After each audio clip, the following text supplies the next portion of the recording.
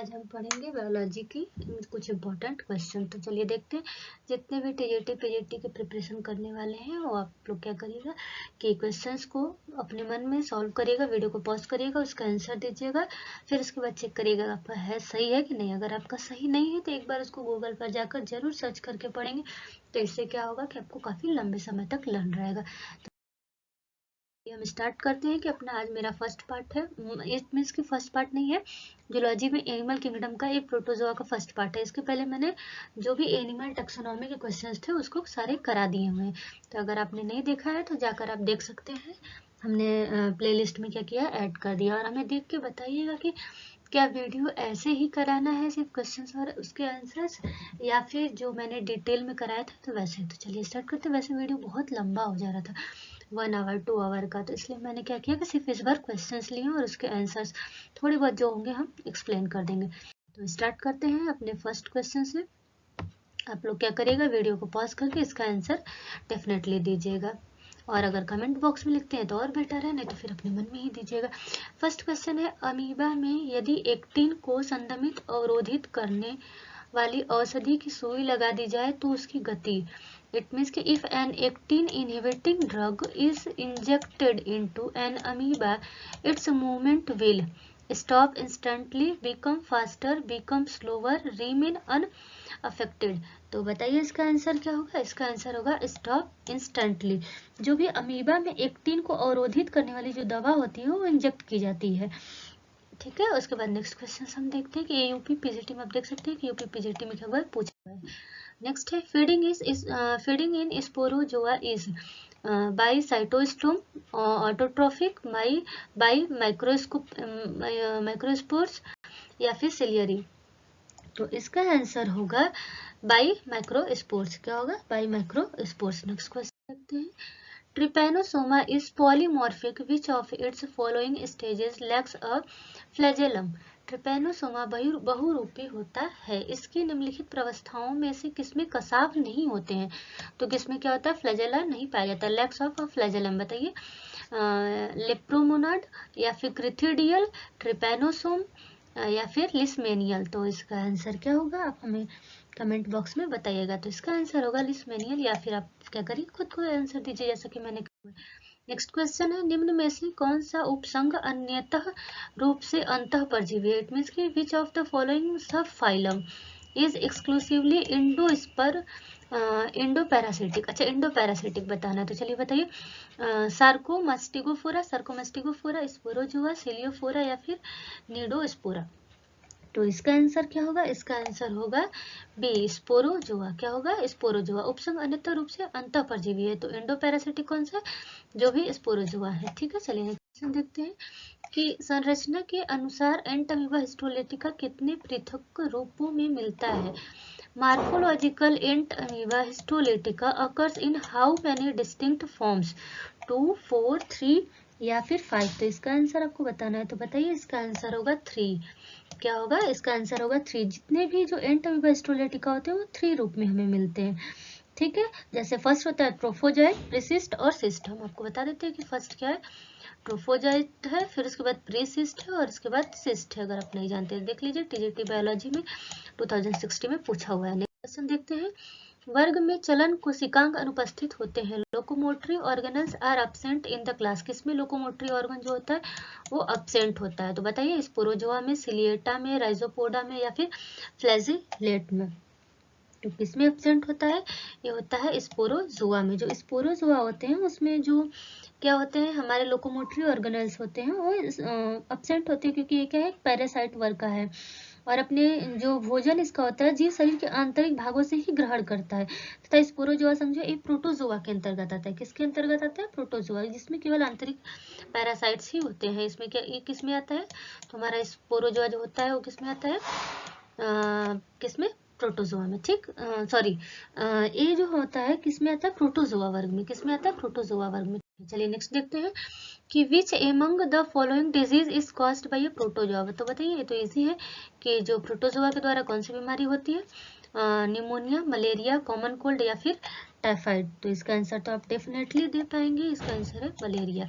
Malaria में किस किस पैरासाइट के थ्रू होता है ये हमको बताइए तो, और इसमें वाहक कौन होता है, वेक्टर, कौन सा वेक्टर होता है ये हमको कमेंट बॉक्स में बताइएगा मलेरिया को कैरी करने के लिए। चलिए नेक्स्ट है sorry, which among the following protozoa is not an example of Indo parasite. आपको बताना है कि इंडो पैरासाइट का एग्जाम्पल्स नहीं है, निम्नलिखित में से कौन सा प्रोटोजोआ जो है अंतः परजीवी का उदाहरण नहीं है। तो बताइए ट्राइकोमोनास टेनेक्स, या फिर प्लाज्मोडियम वाइवैक्स, लेशमानिया डोनोवानी, या फिर हाइड्रो अमीबा हाइड्रोक्सीना। तो इसका आंसर बताइए, इसका आंसर है हाइड्रो अमीबा हाइड्रोक्सीना। ठीक है, एक क्या है, एक इंडो पैरासाइट्स नहीं है, और ट्राइकोमोनास, प्लाज्मोडियम, लिस्मानिया डोनोवानी तो है। ठीक है, तो देखते हैं कि hyaline cap of pseudopodium of amoeba is made up of, amoeba के स्यूडोपोडियम की कच्चाभ गोपक का निर्माण होता है। तो बताइए एक्टोप्लाज्म में, मेसोप्लाज्म में, एंडोप्लाज्म में, या फिर इसका आंसर होगा ऑल ऑफ द एबव। तो इसका आंसर क्या होगा, एक्टोप्लाज्म में। क्या होगा, एक्टोप्लाज्म में। Hyaline cap of pseudopodium of amoeba is made up of ectoplasm. Question देखते हैं, अमीबा की संकुचनशील रेक्टिका के लिए सत्य कथन है। The correct statement of contractile vacuole of amoeba is, चलिए बताइए, systole is gradual but diastole is sudden. Systole is sudden but diastole is gradual. Both systole and diastole are sudden. Both systole and diastole are gradual. तो इसका answer क्या होगा, इसका answer आप हमें comment box में बताइए। तो इसका आंसर होगा सिस्टोल अचानक तथा डायस्टोल धीरे धीरे। इसमें क्या होता है, systole is sudden but diastole is gradual. क्या पूछा है, अमीबा की संकुचनशील रिक्तिका के लिए जो उसमें कॉन्ट्रैक्टाइल वैक्यूल होता है ना, तो उसमें सिस्टोल जो होता है वो सडन हो जाता है, और जो क्या होता है डायस्टोल होता है वो आराम से होता है। ठीक है, नेक्स्ट क्वेश्चन देखते हैं। तो नेक्स्ट क्वेश्चन हमारा है कि अमीबा के लिए सही है, क्या सही है, जूट्रोफिक, लेंटिक, ए सेलुलर या मोनेरा जगत। तो इसमें बताइए कि इसमें कौन सा आंसर सही है। अमीबा के लिए क्या होता है कि जो पोषण होता है, इसका जो न्यूट्रिशन होता है वो तो होलोजोइक होता है। ठीक है, तो न्यूट्रिशन जो होता है, न्यूट्रिशन जूट्रोफिक दिया, तो न्यूट्रिशन इसका क्या होता है, होलोजोइक होता है। और उसके बाद या फिर हेट्रोट्रॉफिक होता है, तो बात एक ही है। तो यहाँ कितने क्या दिया, जूट्रोफिक दिया, तो पहले तो गलत होगा, होना चाहिए हेट्रोट्रॉफिक। उसके बाद क्या होता है, फैगोसाइटोसिस प्रक्रिया द्वारा भरण पोषण करता है, किसके द्वारा करता है, अपना फैगोसाइटोसिस करता है, जिसके द्वारा करता है। और उसके बाद क्या करता है, कोशिकीय जीवों का आमतौर पर कोई विशिष्ट आकार नहीं होता है, इसका कोई भी आकार नहीं होता है। अमीबा का कोई निश्चित आकार नहीं होता, जैसा कि आपको पता होगा कि हम चाहे जैसे बना दे, ये क्या है हमारा, आपको सबसे अच्छा हमें लगता था अमीबा बनाने में। तो ये क्या है, अमीबा का कोई भी फिक्स शेप नहीं होता। अमीबा एक लैंटिक जीव है, एक ऐसा है लैंटिक जीव है। ठीक है, एक ऐसा है लैंटिक जीव है।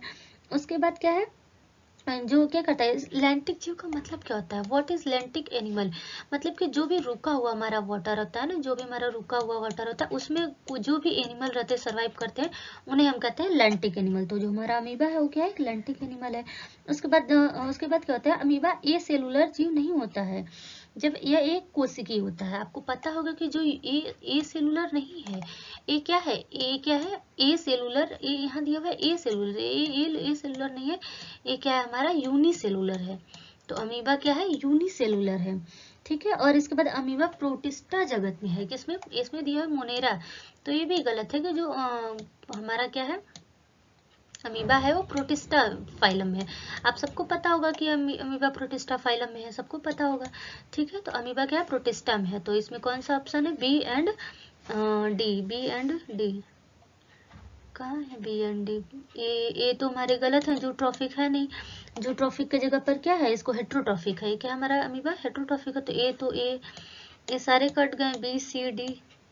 इसमें सी को भी दिया हुआ है, सी क्या है, ए सेलुलर है, नहीं सी कभी भी ए सेलुलर नहीं होगा, तो ये गलत है। इसका ऑप्शन होना चाहिए बी एंड डी। इसके ऑप्शंस क्या है, गलत है। इसके ऑप्शंस कौन से होंगे, बी एंड डी सही होगा। चलिए नेक्स्ट क्वेश्चन देखते हैं कि fission a method of reproduction is commonly found in, जो फिजन होता है, विखंडन होता है, वो प्रजनन की एक विधि और सामान्यतः निम्न में से किस में पाई जाती है। तो चलिए बताइए, प्रोटोजोआ में, हेलमिंथेस में, एनेलिड्स में, या ऑल ऑफ द एबव। तो इसका आंसर क्या होगा, ये किस में पाया जाता है, प्रोटोजोआ में। विखंडन जो फ्यूजन होता है वो किस में पाया जाता है, प्रोटोजोआ में पाया जाता है। चलिए नेक्स्ट क्वेश्चन देखते हैं।